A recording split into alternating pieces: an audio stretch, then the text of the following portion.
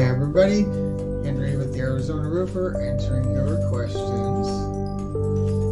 As I always do in these videos, I want to mention Ask a Roofer, askaroofer.com. That's where you go when you want to get advice about your roofing from several professionals from around the country. Ask a Roofer is affiliated with the Roofer's Coffee Shop, and they are, as far as I know, the #1 publication in our industry. So you can definitely trust the advice that you get from Ask a Roofer. And I am the Arizona Roof Expert at theazroofexpert.com if you want to reach out to me specifically. So a homeowner in Virginia asks this question. Now, see, this is a tough question before I start because this is the kind of thing that we really want to see, but I'll do my best to try to answer this, at least tell you what my preferences are. So the question is, hello, I have a roof valley that leaks quite badly, and I would love some advice on fixing this as I plan to have a go myself. Where is the water likely coming from, and will it help if I replace the felt underneath the section? Any advice would be grateful. I'm assuming this is an asphalt shingle roof, the way that this question is asked. Yes, absolutely. The underlayment is going to need to be replaced if you're having leaks. And oftentimes what I've seen in a valley is either the valley was installed improperly and water is actually being drawn into the valley and that deteriorates the material, especially right there where the decking comes together, creates a breach in the membrane and you have a leak.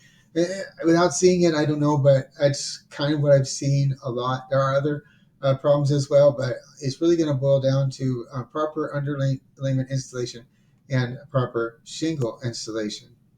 So I want to show you two different types of valleys. This is the W valley, which we would have the metal flashing in there. It's not my preference, but a lot of people do like it. And in some areas where you get a lot of ice and snow, maybe it's better. I don't know. I'm in Arizona, so we don't get a whole lot of that where I'm at. I want to point out now. Look over at on the right hand side at the very top. You'll see that little arrow indicating at the top of the shingle they cut the corner off. And I said before that the shingles were installed improperly, maybe drawing water in. You cut that little corner off of the shingle right there, and then it will help redirect any water that gets under back out again.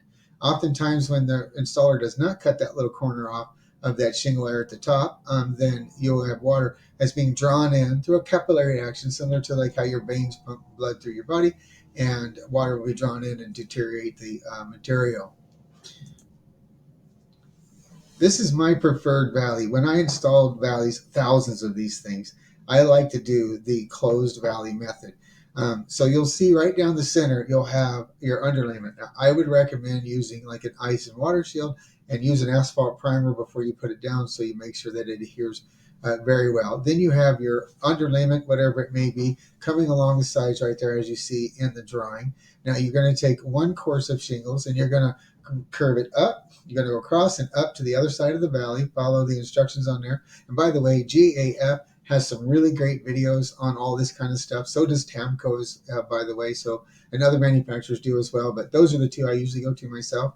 I'm not recommending either one of them over the other, but they have really good instructional videos. But I will point out in the little circle right there, you can see how that corner's been cut. Again, it's very important to cut that corner. That little tiny detail makes all the difference when you're installing a valley. It helps prevent water from getting in and under the shingles and redirects it out of the shingle. So there's those instructions. And again, if you have questions, Ask a Roofer is there to help. AskARoofer.com. And if you are in Arizona and need help with your roof, I am the Arizona Roof Expert. You can reach me at theazroofexpert.com. And if you would, please subscribe to my channel and learn more about roofing, our industry. I like to talk about safety practices, whatever comes to mind. And if you have questions, please ask. We'd love to answer your questions. Thank you. Have a great day.